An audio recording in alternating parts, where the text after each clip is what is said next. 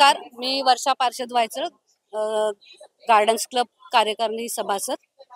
आपले हे गार्डन्स क्लबचे 54वे पुष्प प्रदर्शन आहे.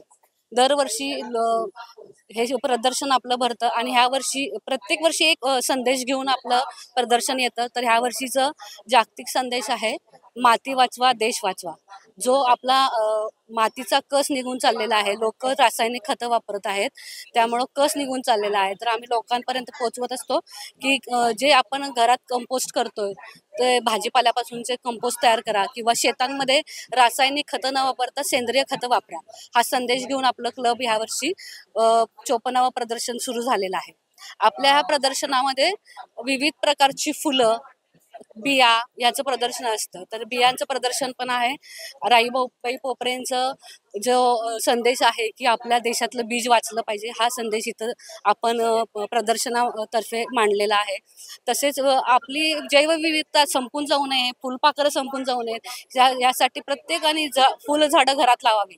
तर ही फुलझाडांचं प्रदर्शन आपण इथं भरवतो. विविध प्रकारचे गुलाब, शेवंती, झेंडू, तसेच विविध जातीचे झाडं, कॅक्टस ह्या प्रकारचे सर्व आपण या प्रदर्शना भरवतो. तर कोल्हापूरकर दरवर्षी आम्हाला खूप छान प्रतिसाद देतात.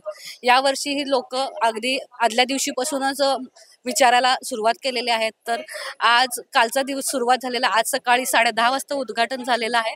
आजचा दिवस 7 तारीख आणि उद्या 8 तारीख संध्याकाळी 8 पर्यंत हे प्रदर्शन सर्वांसाठी, कोल्हापूरकरांसाठी खुले राहील. धन्यवाद.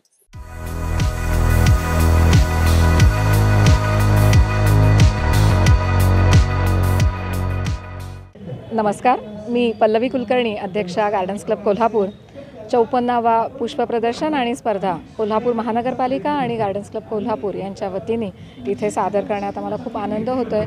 आपली माती आणि आपलं भविष्य या मध्यवर्ती संकल्पनेवर आधारित लहान थोरांना त्याच्यामध्ये इन्व्हॉल्व करण्यासाठी, हा संदेश त्यांच्यापर्यंत देण्यासाठी आपण इथे विविध प्रकारच्या स्पर्धा आणि वर्कशॉप्स ही आयोजित केलेली आहेत.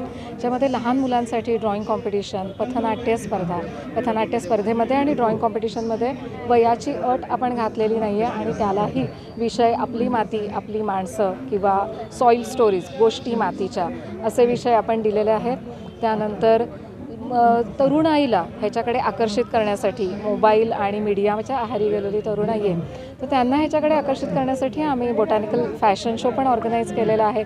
ज्यामध्ये ॲटलिस्ट मुलांना ते हँडल केलं की कळतं की कुठलं पान, कुठलं फूल हे किती वेळ टिकू शकतं, कशा पद्धतीने आपण ते घेऊ शकतो, त्याचे कलर, त्याची व्हरायटी, ॲटलिस्ट थोडी तरी माहिती त्यातून होते. त्याच्यानंतर बऱ्याच अशा स्पर्धा आम्ही ऑर्गनाईज केलेल्या आहेत, ज्यात सर्व वयोगटांना ह्याच्यात आम्ही इन्व्हॉल्व केलेलं आहे. कोल्हापूरच्या नागरिकांना अशी माझी विनंती आहे की त्यांनी ह्या पुष्प प्रदर्शनाचा नक्की आस्वाद घ्यावा. Thank you so much.